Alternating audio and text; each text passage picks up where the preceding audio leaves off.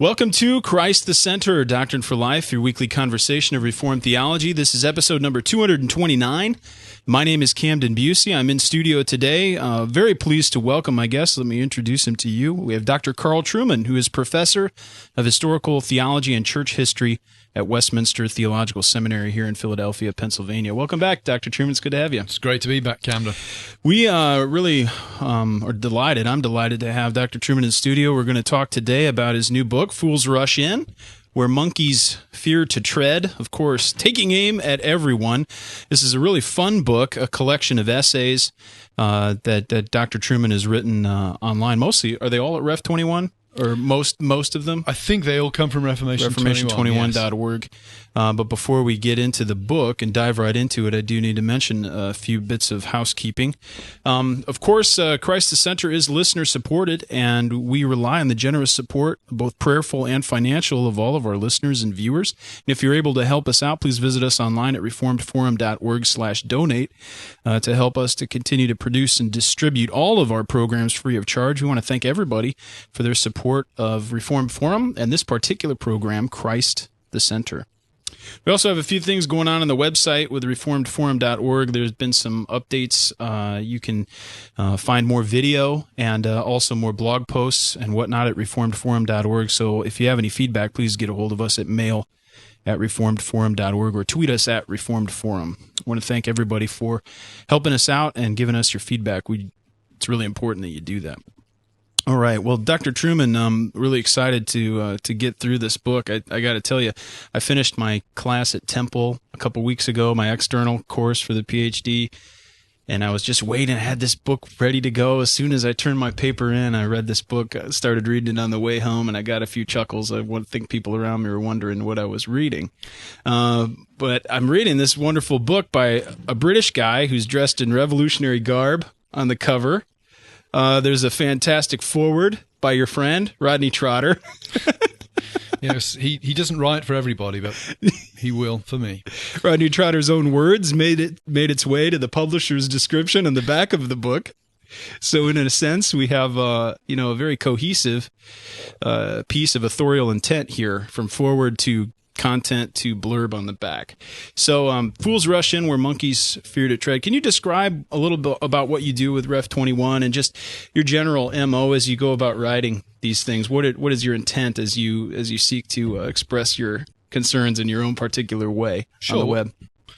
Well, in general, on Ref 21, I have two basic functions. I write a monthly column, slightly longer piece, usually 1,500 to 2,000 words, and I write shorter blog entries during the month. Mm-hmm. The idea behind the writing is to produce something that's short enough for people to be able to read when they're on a commute to work or something like that, or when they've got a couple of minutes to spare, but also to do something that is written in a way that provokes serious thought or serious reflection.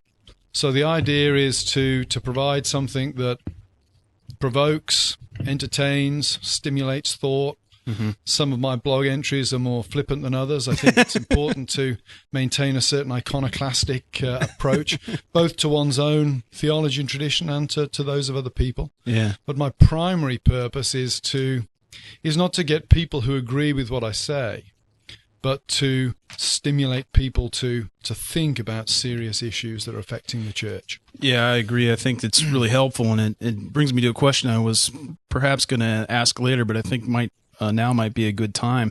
It's really the role of humor in the church. One thing you use often is satire, and humor can be very effective used appropriately. How ought we to think as ministers or as theologians, in your case being in many ways a public theologian, how are we to use humor and satire appropriately, and when are times when it might not be so appropriate? I think anybody who uses humor in their writings is always going to cross that line into what is inappropriate at points, and I've certainly done it myself on occasion.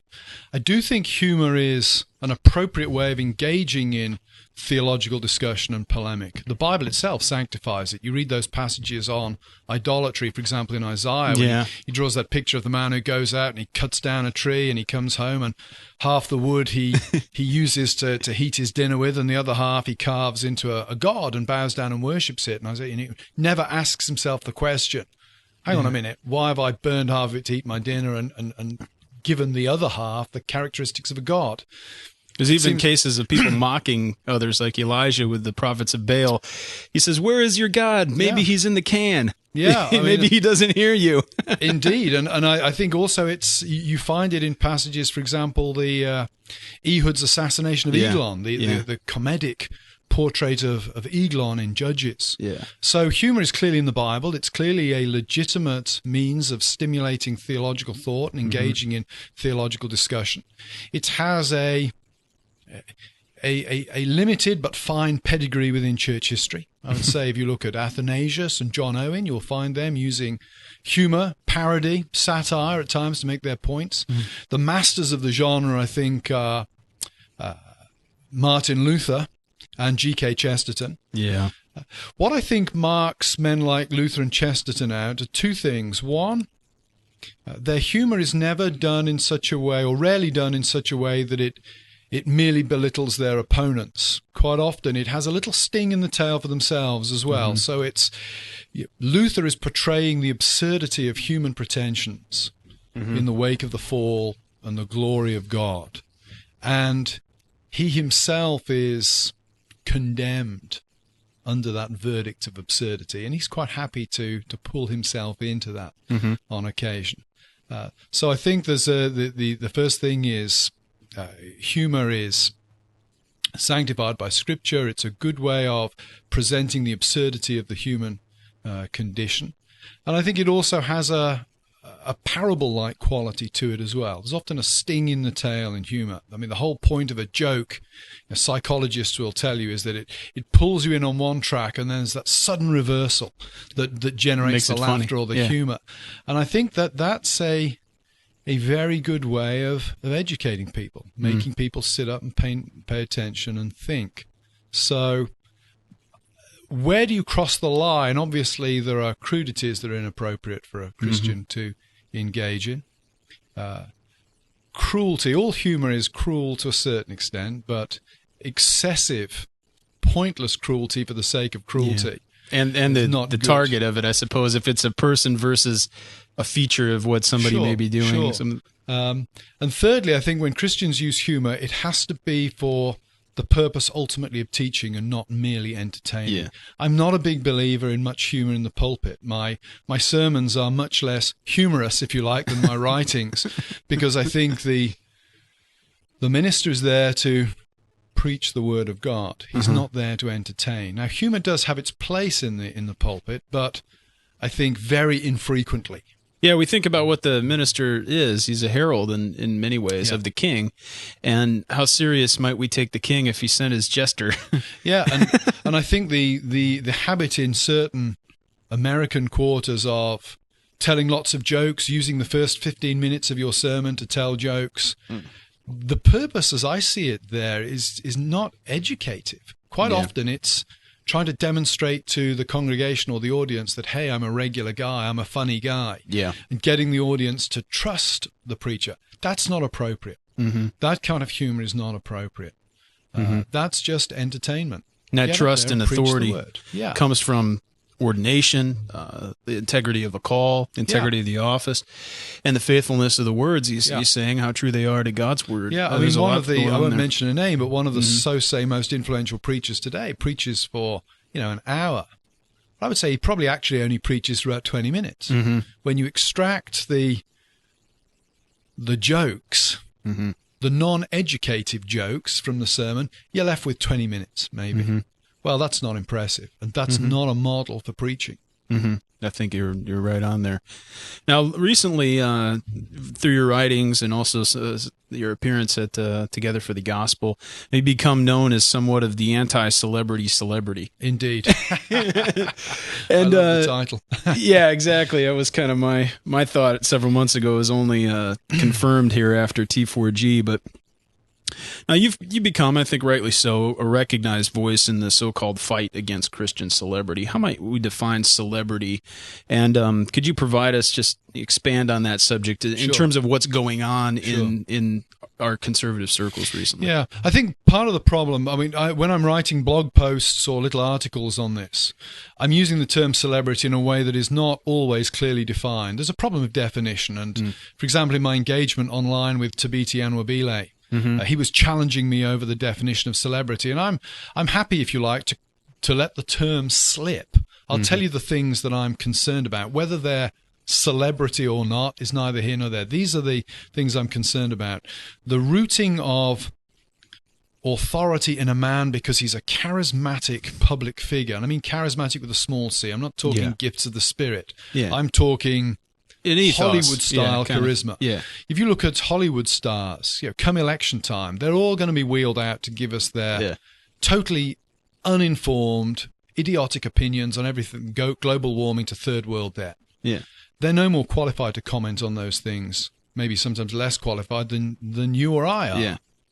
The difference is, of course, they're Hollywood stars. Popular. They have this glitz, this glamour. They have a certain charisma. They've been made into what I would call fetishes by people, where they're imbued with powers by third parties that they do not possess. My concern in the evangelical and Christian world is that we're seeing the emergence of that phenomenon among our own ranks. We have to realize we live in a celebrity-saturated culture, which means it's going to be that much more difficult to spot the inroads of that kind of worldliness into Christian circles. But the example I gave at T4G was when I asked students here, which pastor's been the most influence on you? Very, very rarely will the student say, well, Reverend Joe Schmo at the church I grew up in. It'll generally be one of 5 or 6 big names, which indicates an interesting understanding of influence, but B, also indicates that certain men are developing incredible power and influence over the minds of Christians outside of the context of the local church or a denomination. So that's my principal concern. Always, of course, anybody who makes a public action is going to be a public figure. You write on a blog, you appear at T4G, you're going to be a public figure.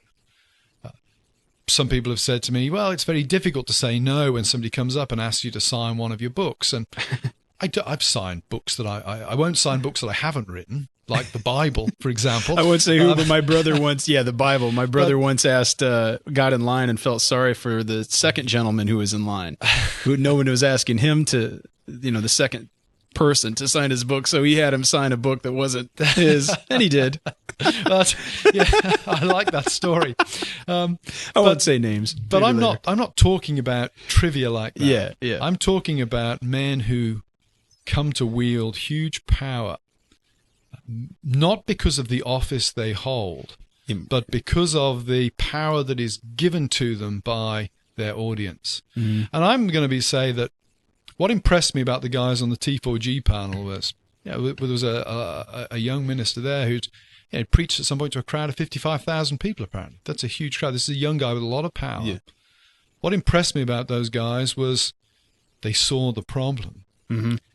And while they didn't know exactly what to do about it, their minds are clearly thinking, how do we avoid being destroyed by this? And I think that all Christian leaders in the public sphere, you're a Christian leader, people are going to imbue you with power that you don't have, but you don't have to accept that. You should be praying about it. You should be subjecting yourself to rigorous self-examination on these things. You should be accountable to a local session, to a presbytery if you're a Presbyterian. You should be using the power that you've been given very, very carefully. And always ministerially. That's the thing. The power that's been given to the office of minister, in our context, minister, which could be the pastor, evangelist, teacher.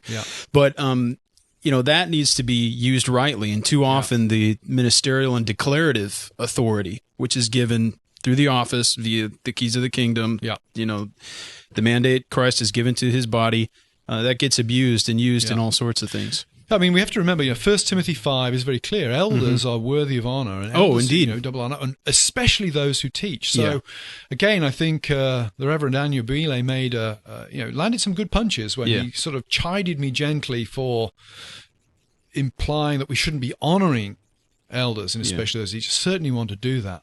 But I think the elders and ministers themselves have to be proactive. They have to be aware we live in a celebrity-saturated culture.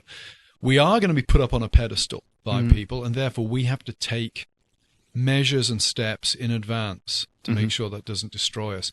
I remember shortly after I arrived in the States, I gave a lecture somewhere in New England, and at the end of this lecture, a man came up to me. I've since had the pleasure of renewing our acquaintance, but this man came up to me, never met him before, and he said to me, I just want to say to you one thing. And I said, what? And he said, do not allow them to put you on a pedestal because it will destroy you. And he walked away, sent shivers down my spine.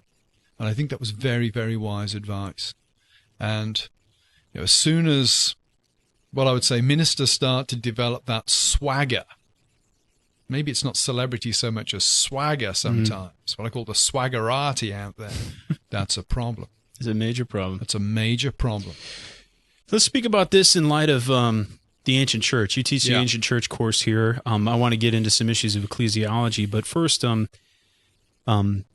believe it was Titus who is referred to by Paul as the brother who's famous for preaching among you.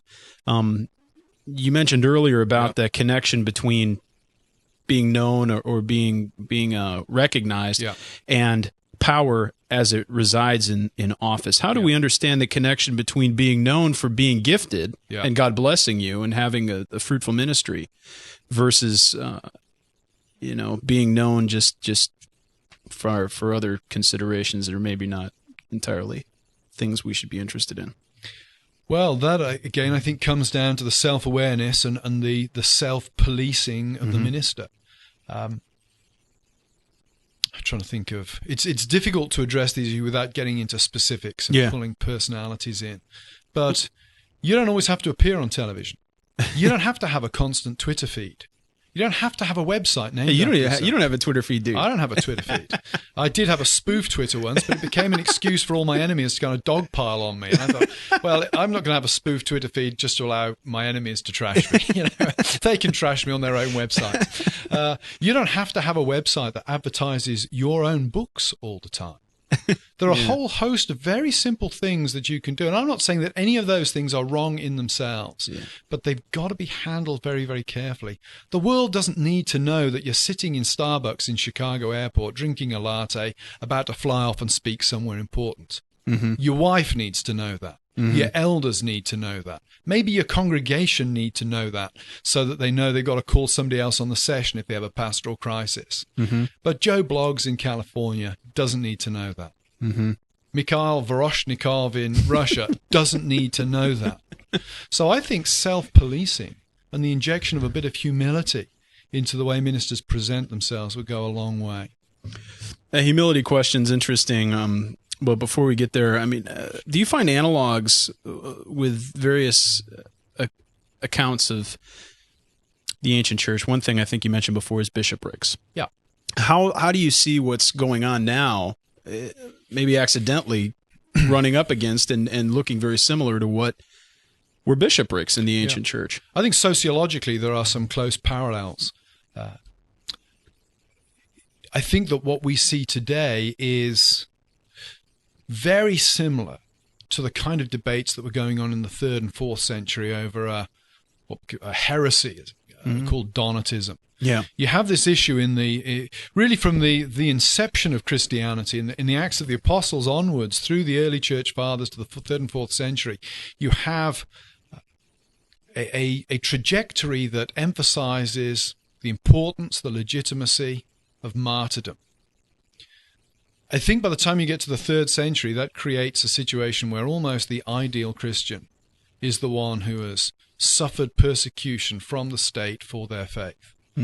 And you have in the middle of the 3rd century terrible persecutions in North Africa, which create a situation where certain office bearers, bishops in the church, they go and sacrifice to the gods. When the heat of persecution comes, they flip. They go pagan. They sacrifice to the gods. They swear fealty to the emperor, whatever. They essentially act as public apostates. Yeah. The heat of persecution comes off. Now, you've got people, ordinary Christians, who stood firm under persecution, and you've got leaders who buckled. Mm-hmm. The question now rises, what do you do with the leaders who buckled? What do you do with Christians who apostatized? How do you bring them back in? Do you have vigorous standards? Do you let them in? What about the baptisms performed by those who are not being formally ordained but were heroic under persecution? Or the baptisms of those that eventually apostatized. You have to redo them. Yeah. What is the function, if you like, of ministerial office and ordination? Yeah. And the church ultimately decides that it's the office that's important, not the moral quality of the office bearer for the validity of the sacraments and of preaching. And if you think about it, that's the right decision. When I was studying at Cambridge, I sat under the ministry of a man from whom I learned a huge amount theologically. Turned out he was living a double gay life, even when I was at college under his ministry. Is what he taught me invalid? No, because he preached the word. The moral quality of the minister didn't matter at that level. How can I preach with confidence on a Sunday, knowing the things I've thought and done during the week? Because if I preach the word, my own sins will not hinder the power of the word as it goes out. Where that parallels with celebrity culture is this: the people who stood firm under persecution develop a kind of charismatic authority related to their experience, to whom they are, rather than to the office they hold. I think what we have today is some of them are ministers, but some of them are almost self-appointed, free-floating people, very charismatic individuals, very media savvy, very good speakers, having huge influence outside of their local congregations and denominations over all of our people. And that can be a problem. Now, as soon as the printing press was invented, or as soon as scrolls were invented, influence became disengaged from physical presence. So it's not as if Paul wasn't influencing people that he'd never met. Of course he does, and he continues to do so. The question for me is always, though, how do you hold these charismatic individuals to account? Paul, it would have been easy. Appeal to the other apostles. If he's stepping out of line, the other apostles will pull him into line. If I write something on the blog that is heretical or heterodox, anybody who reads that and is damaged by it can write to somebody in my presbytery and get them to file charges and hold me to account for it. My concern for celebrities in what I would call these kind of free-floating parachurch organizations is when they start to wield huge ecclesiastical influence without any ecclesiastical accountability. That's a problem. We get into some very serious issues of doctrine of the church, and we've talked about that on previous episodes, and hopefully we'll continue that discussion on ecclesiology, something very important to us, especially as Reformed Presbyterians, or I should say Reformed and Presbyterians, something we take very seriously, and it's perhaps one of the systematic loci. I think it is the systematic loci that's been underemphasized, and we need to recover that in many ways. That doctrine of the churches. One thing I thought was funny, Jonathan Brack, our good friend, he's does a lot with Reform Forum. He's director of admissions for Westminster. When he was at the Gospel, or Together for the Gospel, he had purchased a whole bunch of Stuart Robinson's books, Church of God. Yes. But your comments stoked a discussion on ecclesiology, and he was there with his books handing them out so people could read what an old school Presbyterian might say on the issues. Subversive. Would you say even media savvy? Sorry, Jonathan? Jonathan, definitely subversive. Not sure I'd ever use the word savvy in relation to him, but certainly media competent. Now, one thing that is so important here, or it's a funny function, once the internet came about, it became much more accessible to present yourself in good garb, I should say. 30, 40 years ago, to present yourself with a nice, having written a nice leather-bound copy of something was just economically almost impossible. You couldn't do it on your own. But now with the internet, if you have some skills or somebody willing to donate their skills, you're able to create a very attractive website, and all of a sudden you have what appears to be legitimacy and authority and power.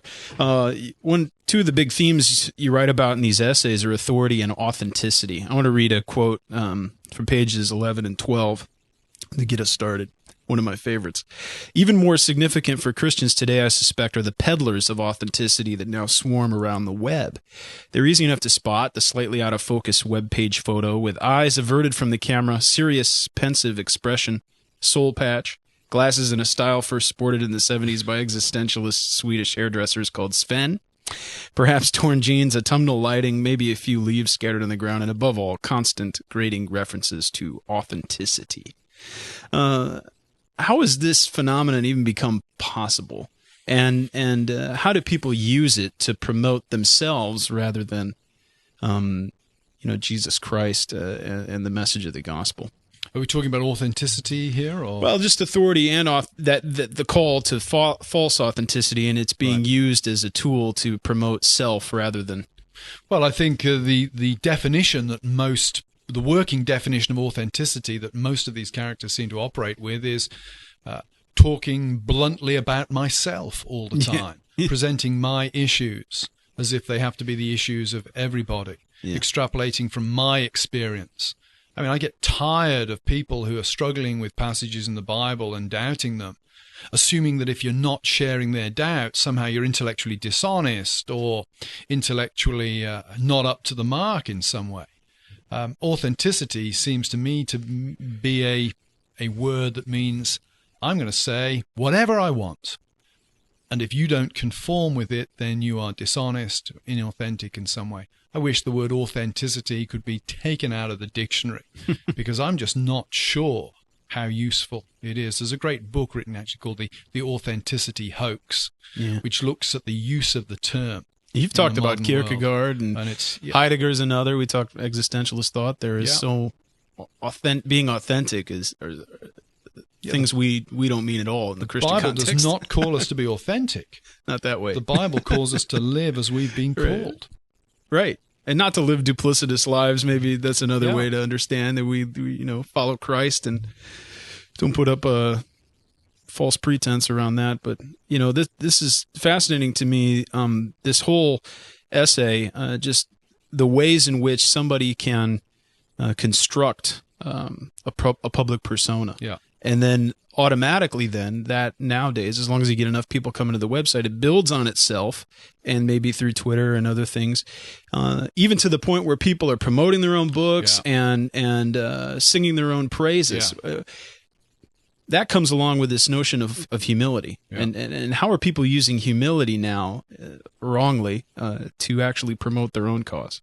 I shouldn't say people, just examples. Many people use humility inauthentically.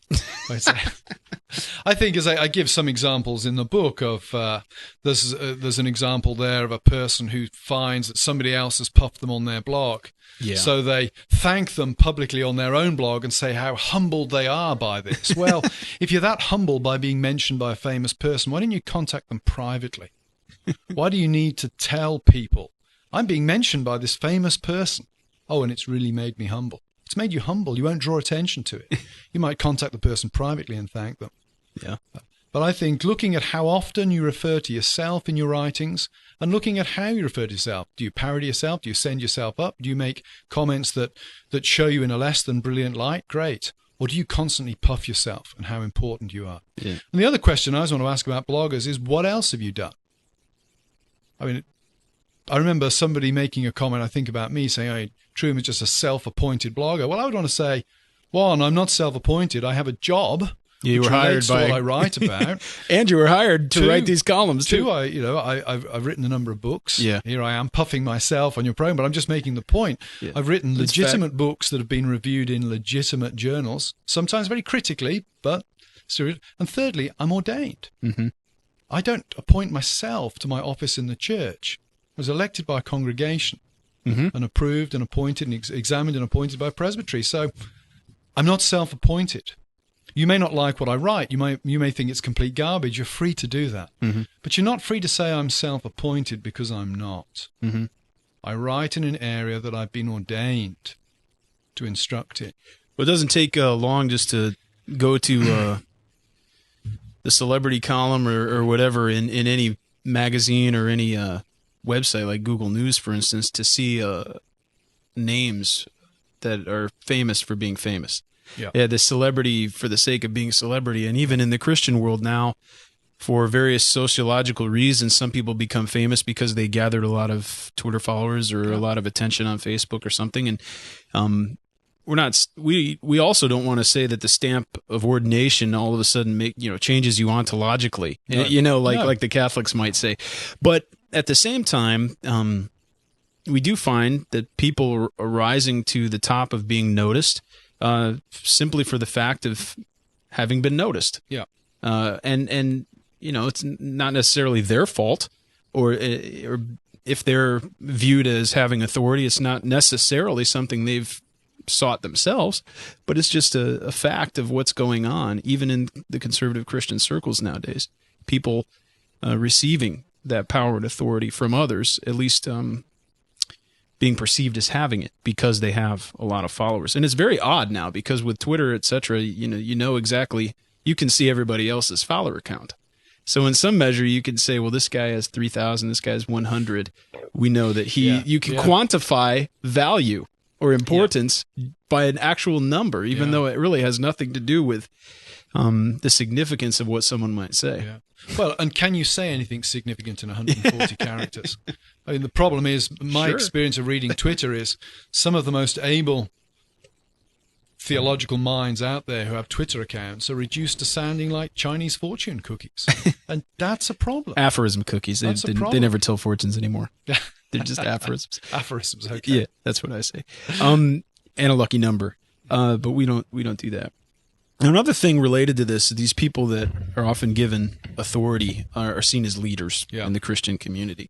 But leadership should not be bound up with popularity, should it? No. Who have been some big figures in recent vintage that are today thought of as just fantastic leaders, but often a significant part of their story is not remembered. The fact that they had to make tough decisions and weren't popular at the time.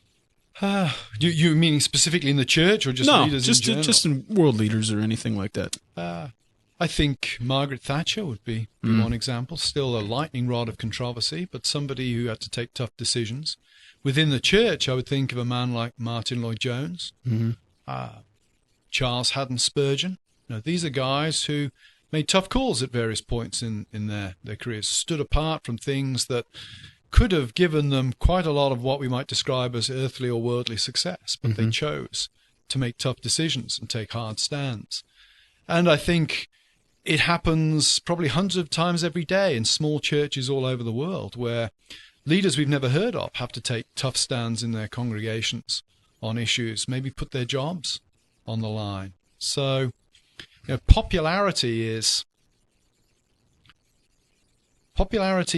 something that should never be pursued for its own sake. If you happen to become popular, great. Rejoice that 1,000 people hear you preach and benefit from your preaching. Give thanks to the Lord for giving you that opportunity. But when popularity becomes an end in itself, you start to believe that you're more significant than you are. You start to drive agendas you shouldn't drive. All kinds of issues come up at that point. Yeah, it's funny how those concepts have become, or it's unfortunate, those concepts have become one, that they've conflated. The popularity and leadership are not necessarily the same thing. Rarely, I would say. Yeah, I should say. I'm toning down the rhetoric. Yeah, very rarely the same thing. Earlier, before we started recording, we made some jokes about Christian freedom. And, we often speak about Christian freedom, and that's a big topic, especially for some of these Christian leader types. Some get on others' nerves because of things they promote or things they do, and they all do it in the name of Christian freedom. Yeah. How has Christian freedom really become a license for just all manner of ill behavior? Well, I think it's the case that every generation of the church gets the balance wrong on Christian freedom somewhere. And we live at a time now where the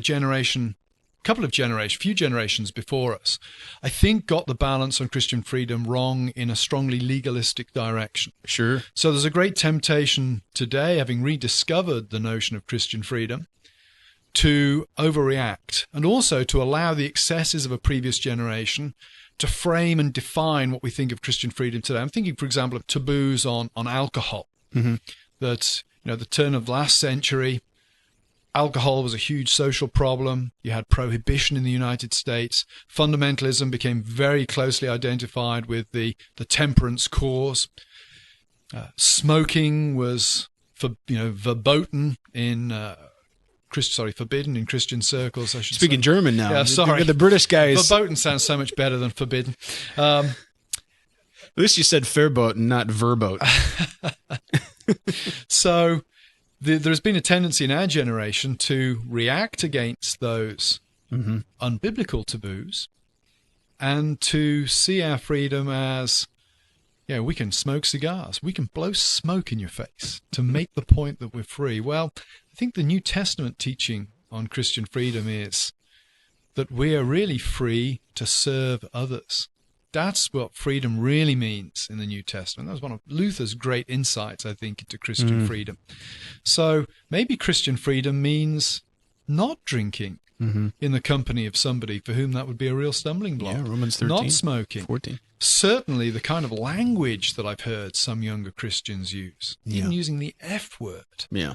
And, when upbraided for it, will say, well, I have freedom to use it. Well, no, you don't. Paul says something shouldn't be mentioned among you, as is befitting the saints. So Christian freedom is not a license to react against every stupid taboo that the previous generation put in place. Christian freedom is a license to be a good, decent servant within the Christian community. Yeah. And how does that relate to this concept of freedom? We're talking about Sigmund Freud. And I'm the sort of the slightly jokey spin I put on it is, I think we're getting at a good point, though. What is often going on is we're reacting against the father figure, the tyrannical father figure of fundamentalism. Oedipal complex. It's Oedipus. We need to slay the father figure, and how do we do that? By blowing cigar smoke in his face. That is a common narrative, and I can resonate with it a little bit, not entirely, but when I was becoming more reformed, I was in the context of a dispensational church, and that for a lot of people has become the narrative, the controlling narrative. You weren't a Jehovah's Witness, were you? No. But you do witness for Jehovah, I hope. I do. Good. Yeah. And so that becomes a controlling narrative for many who want to rise up, and those people that do become reformed want to turn around and kill the dispensationalist monster. Yeah. And you find this, I found this at least when I've visited a lot of churches around St. Louis, because it's, the community churches are influenced by dispensationalism, but there's a strong influence there as well in the PCA because of Covenant Seminary, and there are a lot of PCA churches, and I'm not saying it goes for all of them, but several of the churches I've visited there on Sunday mornings, the sermons take on a certain cast, in which somehow it always comes back to trying to show why dispensationalism is wrong in one way or another, and that's all bound up with this Oedipal complex, isn't it? And this. It seems to be. It could be. I mean, ministers have to address issues that they see rising in their congregation. So it could be that, given the context, that dispensationalism is a pea under the mattress. It's a polemical for many of the feature. congregations. So I would want to be a little more charitable towards the ministers there than to say it's just that's always just killing the Oedipal father. But again, we're all in reaction against something. Yeah. I grew up in a non-Christian home, and I joke to students here, one of the great things about growing up in a non-Christian home is whatever screwed me up, it wasn't the religion of my parents, and I'm not spending my life reacting against it. But I was converted into a charismatic Anglican background, and I've become, I'm non-charismatic and I'm not Anglican. But I've always felt it would be curmudgeonly of me not to acknowledge the great help that my charismatic Anglican friends were to me early in my life. Yeah. So I am resolved not to spend my time in the pulpit rubbishing charismatics. And what good would that do in many ways around here, especially too? I mean, it becomes a point of self-justification. Yeah. And that's the thing. Yeah. That's where it goes wrong. It's not bad to distinguish yourself from the past necessarily if you found theological errors in the past, but at the same time, when it becomes a controlling narrative that defines you, and you need to legitimize yourself in front of others by turning around and I would extrapolate that to the attitude, the trendy attitude to fundamentalism in Reformed, and it's even worse often in these sort of trendy evangelical circles of decrying and rubbishing everything fundamentalism stood for is wrong. Fundamentalism, yes, it was wrong on a number of points, but it also stood very firmly on Scripture. It stood firmly on penal substitution. Yeah. It stood firm on the Trinity. These are things that we should be grateful to our fundamentalist forebears. 80 years ago, we would be holding to. We would be delighted to be called a fundamentalist. Yeah. The church is not going to hell in a handbag because of the fundamentalists. The church is going to hell in a handbag because of the massive inroads of secularism on the left.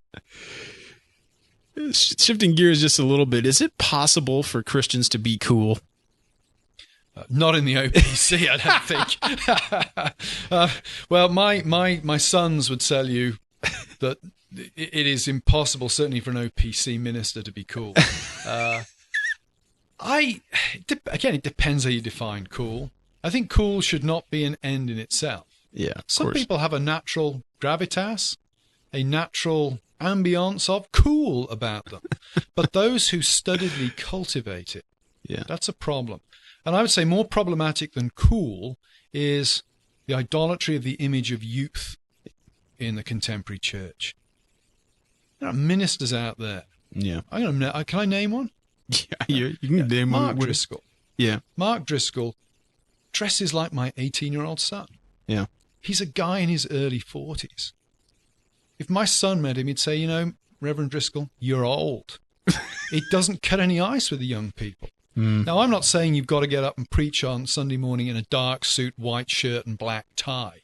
That's not in our book of church order. A man's clothes indicate something about how old he sees himself to be. And if you dress like a 14-year-old punk, that's a problem, I think, for a man in the pulpit. There's a lot of factors there to think about, and that I'd want to examine, or at least think about in my own life. What is the motivation for this type of thing? Why, if I'm at the store going to buy some clothes, do I want to buy? This is going the other direction. Do you want to buy shirts and fancy cufflinks to be noticed and exude that type of authority, influence, and power? Or do I go to one of the trendy places in the mall? I don't even know what they are. That's how uncool I am. But to go and and deck Abercrombie myself, and Fitch, or if I hire a wardrobe consultant to dress me in a way that would make me acceptable in the hot nightclubs or something. I don't know. Even my speech is revealing my uncoolness. Yeah, and we live in a society where clothes say a lot about a person's attitude. Yeah. And that means you've got to be careful what clothes you wear. Paul's onto this in 1 Timothy when he with the women critiques the women. Yeah. And I preached on that a few weeks ago, and I got all these ladies in the congregation with pearl earrings. Yeah. I want to make the point that Paul isn't really going after pearl earrings per se here. Yeah, or braided hair. You have this culture of the so-called new woman in Rome. And where having braided hair and pearl earrings sends a certain cultural signal. And Paul is concerned that if unbelievers see Christian women dressed like this, they're going to draw certain conclusions about the way Christian women behave. Yeah, or who they're associated with. Yeah, that principle of people will draw conclusions about who you are and how you behave based on how you dress is a significant one. And if you dress immature, people are going to assume you're immature. A lot of this comes back to, I think we can summarize many of the concerns here, or at least put them in the correct light when we understand the holiness of God. Yeah. This is one thing I loved about the work and the ministry of R.C. Sproul. He always tries to situate everything in the holiness of God. His book was fantastic, really helpful in my life, and put a lot of theological ducks in a row for me. When you get holiness right, you start to see other things in the right light. You provide this is a mundane example, but it's not mundane in the sense that it happens every day, but it's a this worldly experience about meeting Joe Frazier. Explain a little about that experience, and then we can connect the long line of dots to God's holiness. But what was it like to meet Joe Frazier, and how did you respond? I'll give you a bit of background. up until the boxing world became so complicated that I can no longer tell you which titles mean anything. Or trust who actually won the fight or who won them. Yeah, I suspect that's always been the case. We just not known about it. It's a huge boxing fan. Yeah. And I grew up as a real youngster in the era of Muhammad Ali, Joe Frazier, George Foreman, Larry Holmes. These were big, big heroes to me as a child. Such that when I moved to Philadelphia in 2001, I actually emailed Joe Frazier to let him know I was coming and would love to meet him. Never heard back. Yeah. But Can't believe it. I was at the local YMCA one day, and lo and behold, who's there but Smoking Joe Frazier? Uh-huh. So I go up to him and I meet him, and I shake his hand, and he actually pinched my arm. He said, "Do you have trouble with your kids?" I said, "Sometimes they misbehave." And he said, "Do this to him." And he pinched my arm and he bruised my arm. I was so proud of that bruise for weeks. It's the greatest thing that ever happened to me, apart from my marriage and my children, of course. I have to get that qualification in. Shook his hand, massive hands he'd got. Yeah. His fingers were the thickness of two of mine. They were like cold shovels. But I was just awed because this man was a hero. Mm-hmm. And I didn't swagger up to him, slap him on the back and say, "Hey, Joe, how you doing?" Mm-hmm. I was, "Sir, Mr. Frazier, sir, it's a great honor to meet you," because I knew who he was. I knew what he stood for. I knew what he'd done. He'd been a hero to me for so many years. To actually be in his presence was, in the best sense of the word, terrifying and awe-inspiring. And if that's the case with Joe Frazier, shouldn't that be the case with God? Mm-hmm. Now, I don't want to draw too many hard and fast rules about what musical instruments we should have and what kind of songs we should sing. I don't want to draw too many aesthetic conclusions at this point, but what I do want to say is, when you come into the presence of God, you should be awed and terrified. Mm. And I think, as you already said earlier, if you get that right, everything else, how you speak, how you worship, how you relate to other people, how you relate to your wife, how you relate to your family, above all, how you relate to the Lord Jesus Christ, if you get the holiness of God right, everything else falls into place. Mm-hmm. Because you know who you are in the presence of the one you also know. Exactly. And that's why, errors in the doctrine of justification, for instance, or are related to the holiness of God. That, in turn, if you get justification wrong, can have big influence on the doctrine of assurance. It always fascinates. It all comes back to holiness. It always fascinates me that those, certainly in the present day, who have blurred faith and works in justification, always seem to have supreme confidence that they will be able to do sufficient works. And it's an interesting shift from the 17th century. In the 17th century, Richard Baxter was the fountainhead of a movement known as neo-nomianism, blurred the distinction between faith and works. The net result of Baxterianism was twofold. It was one, deep legalism, and on the other hand, terrible lack of assurance. Mm-hmm. What interests me about recent movements on justification is that they have developed neither streams of deep legalism nor created any major pastoral problems with lack of assurance. Right. And that, I think, relates to the fact that Baxter's tinkering with justification, but he's not tinkering with the holiness of God. Mm-hmm. Today, we don't have a concept of the holiness of God. So, man, if you fuse works and faith, you're not going to suffer from lack of assurance. You're not going to become a hardcore legalist. No. Because you don't have any standard of holiness that you really understand God possessing. Yeah, and that's part and parcel with the ecumenical movement and the inclusivism that came in the 60s and that's still present today. I was reading, this is a little tangential, but I was reading a book on the Trinitarian theology of Jonathan Edwards and David Coffey. David Coffey is a big Ranierian. Oh, yeah. Brand new book. And the introduction, I think it was Simon Studebaker, or Stephen Studebaker, guy at McMaster, wrote the book.